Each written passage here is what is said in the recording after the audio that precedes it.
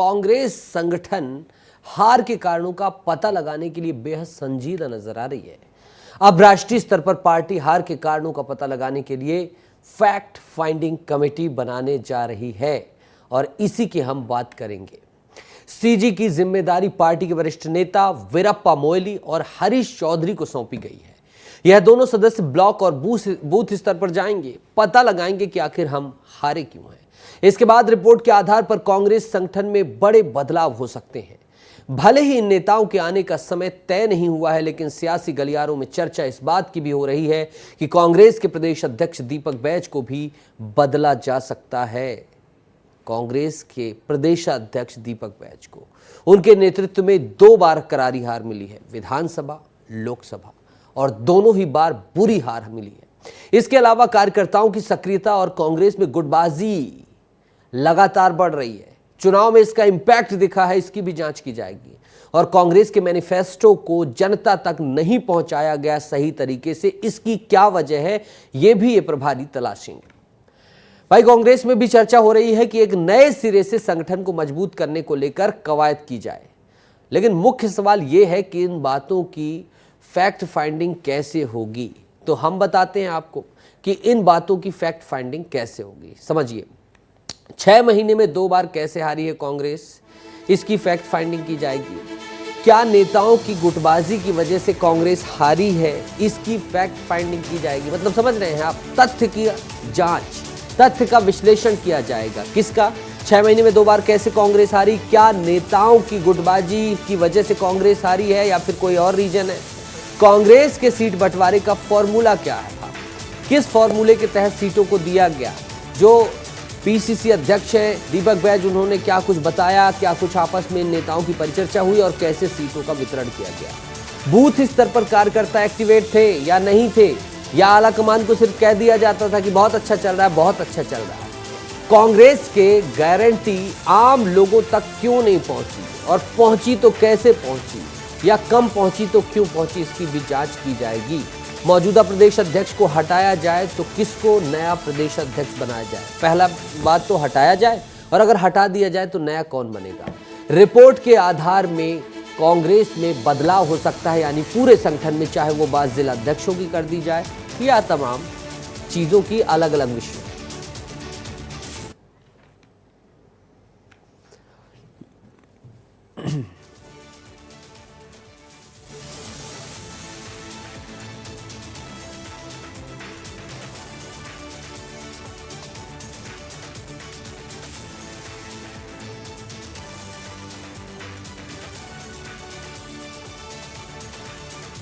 रोहित मिश्रा मेरे सहयोगी जुड़ गए, उन्हीं से बातचीत करूंगा इस पूरे मामले पर और जानने की कोशिश करूंगा कि कब इन सारे फैक्टों की फाइंडिंग की जाएगी, कब आएंगे ये जो तमाम जिन्हें जिम्मेदारी सौंपी गई है, और इसे लेकर प्रदेश में क्या हालचाल है। रोहित।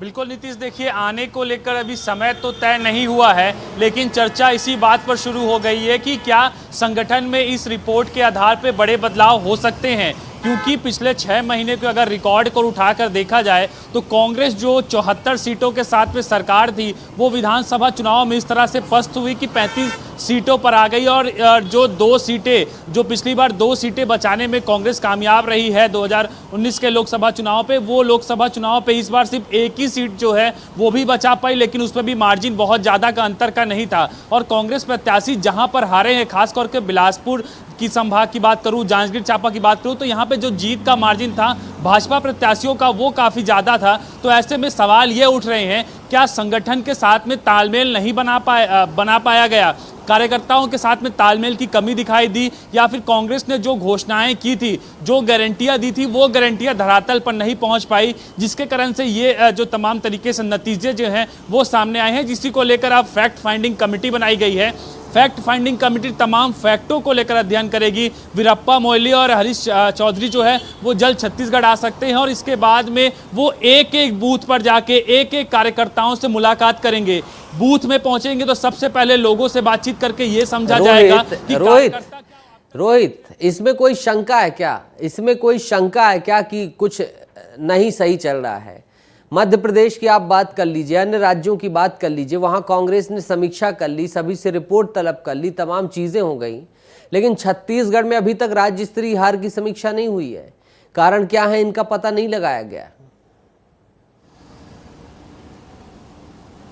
नितेश, ये तो साफ कहिएगा और साफ मैं भी कहूंगा कि कांग्रेस में सब कुछ ठीक नहीं चल रहा है, क्योंकि अंदर ही अंदर इस बात की जिम्मेदारी नहीं तय हो पा रही है। कोई नेता खुलकर सामने नहीं आ पा रहा है। सिर्फ बचाव पक्ष पे तमाम नेता दिखाई दे रहे हैं जो अपने अपने बचाव पर लगे हैं, लेकिन जो कांग्रेस के वरिष्ठ नेता हैं, धनेंद्र साहू, जो पूर्व प्रदेश अध्यक्ष भी रह चुके हैं, उन्होंने मांग कर दी है कि समीक्षा होनी चाहिए। जांजगीर चांपा से प्रत्याशी थे शिव कुमार डहरिया, पिछले में पूर्व सरकार में मंत्री थे, उन्होंने भी मांग कर ली है कि समीक्षा होनी चाहिए। लेकिन उसके बावजूद भी अगर प्रदेश प्रभारी नहीं आ रहे हैं और वो आकर समीक्षा नहीं कर रहे, तो इससे ये बिल्कुल समझा जा सकता है कि कहीं ना कहीं प्रदेश प्रभारी और प्रदेश संगठन में ही तालमेल की जो कमी है वो दिखाई दे रही है।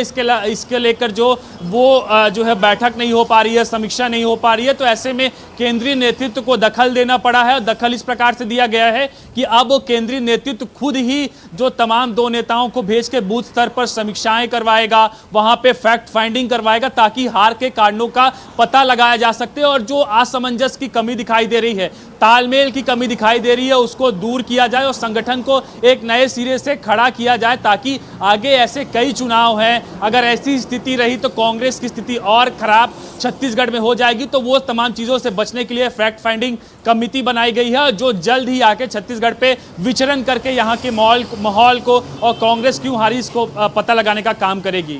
बहुत बहुत शुक्रिया रोहित, इस महत्वपूर्ण जानकारी को इतने सरल शब्दों में समझाने के लिए। इस मामले पर जब पूर्व मंत्री कांग्रेस शिव डहरिया से बात की गई तो उन्होंने क्या कहा, जरा उससे भी सुनिए।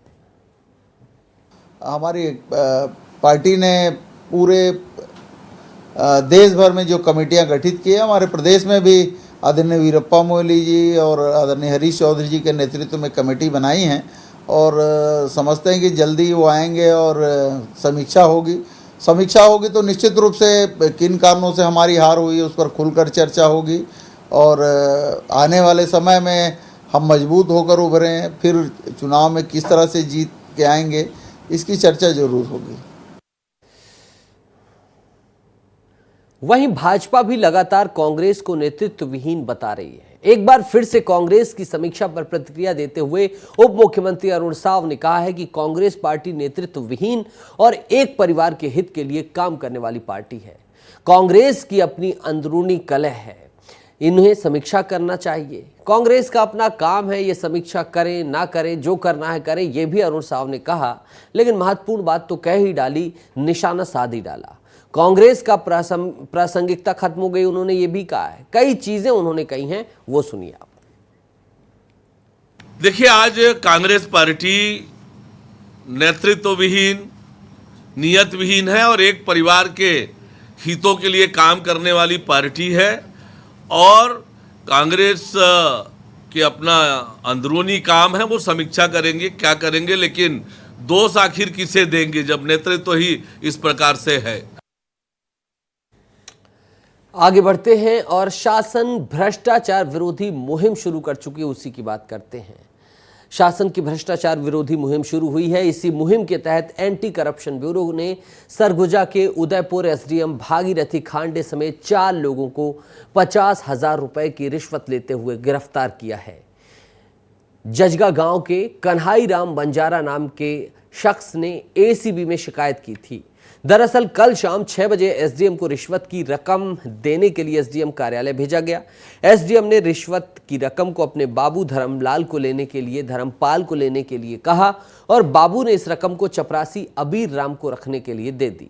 यही नहीं, जब चपरासी ने एसडीएम को बताया कि रकम मिल गई है तो एसडीएम ने अपने गार्ड कविनाश सिंह को देने के लिए कह दिया। यह सब चल रहा था कि पहले से तैनात एंटी करप्शन ब्यूरो यानी कि एसीबी की टीम ने एक्शन लेते हुए रकम को बरामद कर लिया और एसडीएम बीआर खांडे, बाबू धर्मपाल, परासी अबीर और नगर सैनिक कविनाथ सिंह को गिरफ्तार कर लिया गया। लेकिन ये शर्मसार करने वाली बात है, पूरे छत्तीसगढ़ के लिए और सरगुजा के लिए कि ऐसे लोग डिप्टी कलेक्टर बनकर बैठे हैं जो गरीबों का शोषण इस तरह से कर रहे हैं।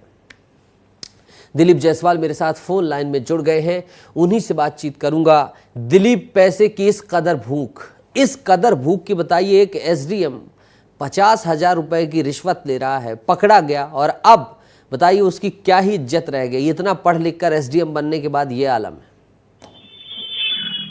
बिल्कुल आपने सही कहा। एसडीएम और एक अपर कलेक्टर रैंक का एक अधिकारी अगर रिश्वत लेने लगे, वो भी आम आदमी से, तो ये बड़ी चिंता की बात है और सरकार के लिए चिंता की बात है, क्योंकि जब उच्च स्तर के अधिकारियों पर एक भरोसा होता है आम आदमी का कि उसके पास जाएगा तो न्याय मिलेगा। बता दूं, ये जो मामला है उसमें फरियादी था, वो जमीन के मामले को लेकर एसडीएम के पास गया था और एसडीएम ने उसे कहा तुम्हारे पक्ष में मामला फैसला तभी दिया जाएगा जब तुम 50,000 रुपए दोगे। तो इस तरीके से आप समझ सकते हैं कि जितने भी एसडीएम कार्यालय हैं, जितने भी तहसील कार्यालय हैं और जहां भी राजस्व के जो दफ्तर हैं, जहां जमीन के मामले, जहां सुनवाई होती है, जहां पे लोगों को ये लगता है न्याय मिलेगा, वहां पे सैकड़ों विवादित मामले इसी तरीके से अधिकारियों के द्वारा बता दिया जाता है कि विवादित मामला है, इसमें फैसले होने में देरी लगेगा। लेकिन अब समझ आ रहा है ऐसे मामलों को देखकर कि अधिकारी पैसे के चक्कर में लोगों को समय पर न्याय नहीं देना चाहते और महीनों दर महीना उनको कई साल तक घुमाते रह जाते हैं। जो मामला है उसमें बता दें 3 साल तक ये व्यक्ति था, वो चक्कर लगा रहा था न्याय के लिए, लेकिन जब उसको लास्ट में एसडीएम ने बताया कि 50,000 रुपए के बिना काम नहीं होगा, तब उसने थक हार के एसीबी का सहारा लिया और एसीपी ने इसको पकड़ा। आप इसमें इसको भी अंदाजा लगा सकते हैं कि एसडीएम सीधे अपने हाथ में पैसा नहीं लेना चाह रहे थे। उनको लग रहा था कि कहीं वो एक्सपोज ना हो जाए, तो उन्होंने कहा हमारे बाबू को दे दो, तो बाबू ने कहा नहीं मेरे को मत दो, और यहाँ चपरासी से उसको दे दो। और जब चपरासी अपने हाथ में पैसा लिया और जाके एसडीएम को बताया कि साहब मैंने पैसा 50,000 रुपए ले लिया है आपके कहने पर, तो एसडीएम ने उसको कहा कि नहीं तुम जो पैसा लिया उसको जाके मेरे गार्ड को दे दो। तब इस तरीके से 4 लोग फंसे हैं पूरे तरीके से ट्रैप में। तो कह सकते हैं कि सरगुजा जिले में जितने भी जमीन के विवादित मामले हैं, जितने भी एसडीएम दफ्तर और तहसील कार्यालय और कलेक्टर कार्यालय में जो मामले चल रहे हैं, उसकी सघनता से जांच होनी चाहिए, उस पर तत्काल सुनवाई होनी चाहिए। जी बिल्कुल सही बात है, और शर्मसार कर दिया एसडीएम ने खुद को, अपने परिवार को, पूरे समाज को। इतना पढ़ा लिखा होना और फिर बताइए इस तरह से हरकतें करना, न्याय देने की बात के नाम पर, पैसे के नाम पर, पैसे से न्याय को ही पलट देना। शुक्रिया दिलीप जुड़ने के लिए और तमाम बातचीत करने के लिए। और इस तरह की कार्रवाई होनी चाहिए, इसकी भी सराहना होनी चाहिए एसीबी की टीम ने जो ये किया है। बस्तर में पत्रकारिता वैसे ही आसान काम नहीं है, उस पर अवैध कटाई की खबर दिखाने पर विस्तार न्यूज के संवाददाता को धमकी देने का मामला सामने आया है। ये धमकी किसी और ने नहीं बल्कि भाजपा नेता ने ही दी है।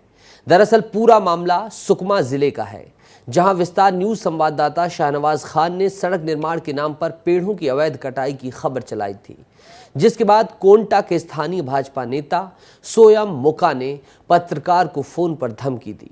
भाजपा नेता की पत्रकार के साथ की गई इस अभद्रता के बाद सुकमा का पत्रकार संघ नाराज है और पत्रकारों ने भाजपा नेता के खिलाफ मोर्चा खोल दिया है।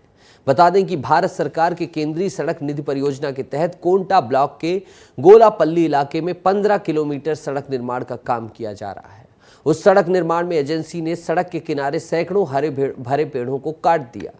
विस्तार न्यूज द्वारा खबर दिखाए जाने पर वन विभाग गोलापल्ली ने घटना स्थल पर पहुंचकर एक चैन माउंटेन, हाईवा, जेसीबी और पानी टैंकर सहित 4 वाहनों को जब्त कर लिया, जिसके बाद पेटी ठेकेदार श्रीहरि के करीबी भाजपा नेता स्वयं मुका ने हमारे रिपोर्टर शहनवाज खान को फोन पर अभद्रता करते हुए धमकाया, डराया। बताइए इनके जो नेता होंगे वो इनसे अब कितना नाराज होंगे और क्या होगा, ये भी गंभीर विषय है।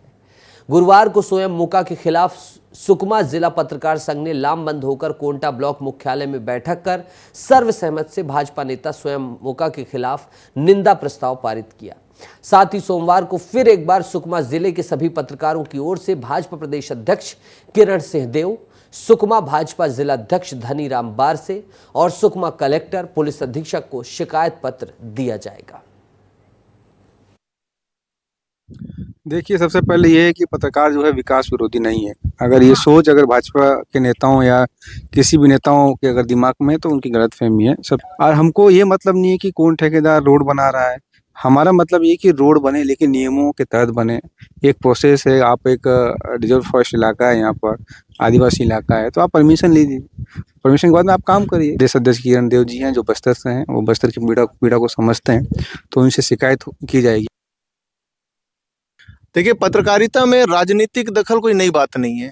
इससे पहले भी पिछली सरकार थी, उनमें भी कई मामले आए, अब भी कई मामले आए होंगे। लेकिन कहने का मतलब ये है कि पत्रकारिता एक अलग स्टेप है। ठेकेदार को अपना काम करना चाहिए, पत्रकार अपना काम कर रहा है, अधिकारी का काम है व्यवस्थाओं को दुरुस्त करना। तो हस्तक्षेप किया जा रहा है, तो कहीं ना कहीं आप उस नजरिए से भी तो देखिए, पत्रकार विकास विरोधी नहीं है। उसी पत्रकार को उसी सड़क के माध्यम से जाना होता है। हमें मालूम है कि कितनी चुनौतियां हैं। संजय ठाकुर मेरे सहयोगी जोड़ेंगे, उन्हीं से बातचीत करूंगा और तमाम इस मामले की तह तक जाने की कोशिश करूंगा। संजय जुड़ गए हैं मेरे साथ और उन्हीं से बातचीत करूंगा। फोन लाइन में जुड़े हुए हैं संजय, क्या ये स्वयं मुका वही हैं जो कवासी लकमा के विरुद्ध चुनाव लड़ा था इन्होंने, या फिर दूसरे स्वयं मुका हैं?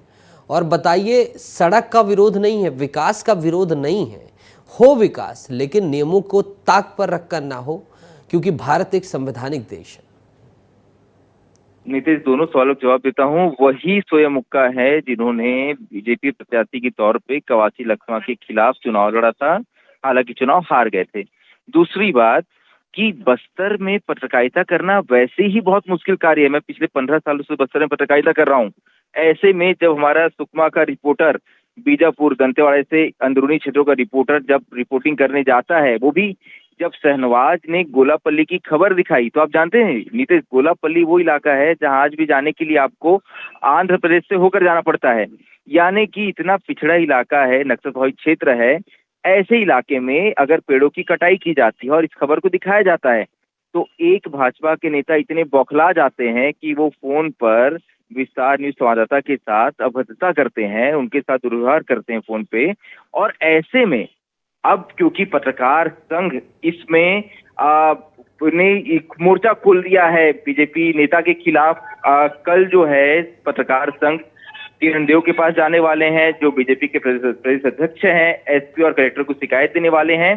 तो यहाँ एक बात जो साफ तौर पे नजर आती है कि आखिर ऐसा क्या साठगांठ है बीजेपी नेता का कि आखिर जब पेड़ों कटाई की खबर चलाई जाती है तो इतने बौखला जाते हैं, वो आरोप लगाते हैं कि आप नक्सलियों के सहयोगी हैं। जबकि आप इससे पहले जब आपको कोई खबरें विज्ञप्ति छपवानी होती है तो आप इन्हीं पत्रकारों के पास आते हैं। तो ऐसे में वाकई ये दुखद नजर आता है कि इस तरह से पत्रकारों के साथ दुर्व्यवहार करना, उन्हें फोन पर धमकी देना। और नीतीश, इसके बाद बस्तर में पत्रकारिता करना कितना मुश्किल है, इसको लेकर एक बार फिर से हमें गहनता से इस पे हमें जो है मनन करना चाहिए।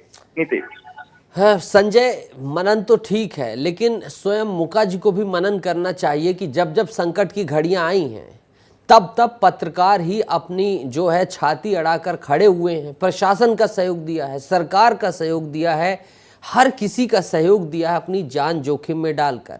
कई पत्रकार शहादत भी पाए हैं। इसके बाद भी इस तरह का रवैया, बताइए कितना दुखद है, इससे कितना गलत संदेश जाएगा। स्वयं मुका जी को इस बात का एहसास ही नहीं है। और आप इस बार विधानसभा में कैंडिडेट थे, महज आप 1000-2000 के वोटों से हारे हैं। जब आप ऐसी चीजें करते हैं तो पूरे समाज के साथ और जो आपको वोटर हैं उन पर भी कितना गहरा असर पड़ेगा, ये भी उन्हें एहसास नहीं है। बिल्कुल नीतीश, देखिए आपकी सरकार है, केंद्र और राज्य में आपकी सरकार है।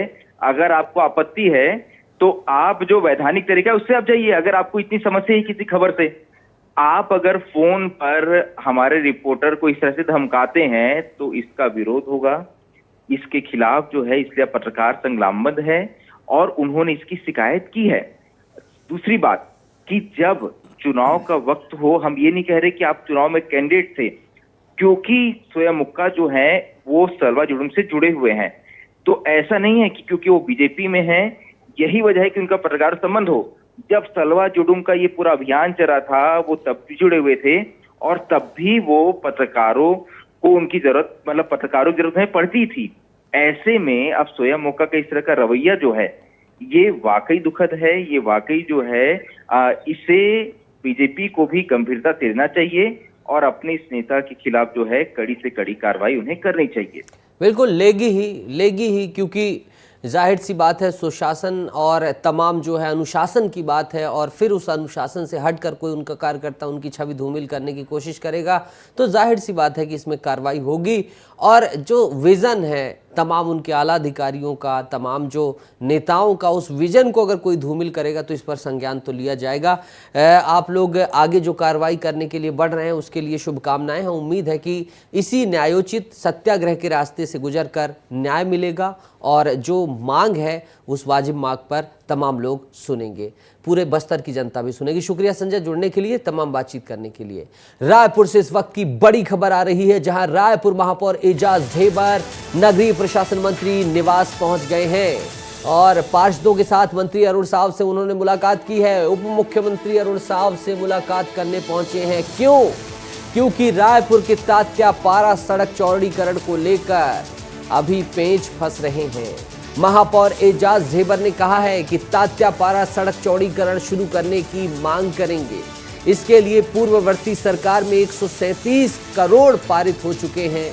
4 करोड़ मिलने के बाद भी अब तक काम शुरू नहीं हुआ है। निगम के विभिन्न विकास कार्यों के लिए 50 करोड़ की उन्होंने मांग की है। तस्वीरें आप देख ही रहे हैं। अरुण साव से मुलाकात करने के लिए महापौर एजाज ढेबर पहुंचे। सुनिए। जब प्रशासनिक स्वीकृति आपको मिल गई है, जब आपके 4 करोड़ रुपए आपको एडवांस के तौर पे आप लोग को मिल गया है, तो फिर वो काम क्यों चालू नहीं हुआ? क्यों अभी तक क्या आपने उसको बजट में नहीं रखा? रोड चौड़ीकरण जो कि आज रायपुर की सबसे बड़ी समस्या, सबसे प्रमुख समस्या अगर रायपुर में है तो यातायात को लेकर, तो वो चौड़ीकरण अभी तक क्यों नहीं हो पाया? पिछली सरकार ने माननीय मुख्यमंत्री पूर्व मुख्यमंत्री भूपेश बघेल जी ने 137 करोड़ रुपया उसके लिए उन्होंने प्रस्ताव में रख के गया था। प्रस्ताव पास हो गया, पैसा आ गया, उसके बाद फिर काम नहीं हो रहा है।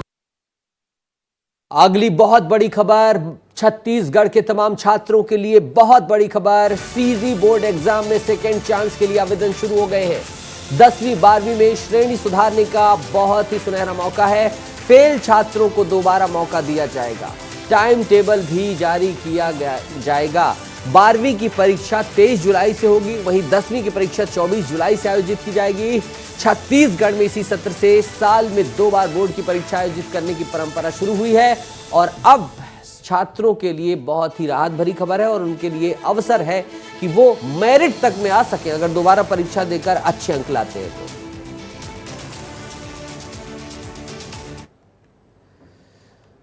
विधायक पुरंदर मिश्रा का बहुत बड़ा बयान सामने आया है। मंत्रिमंडल में जगह पाने को लेकर पुरंदर मिश्रा ने बयान दिया है।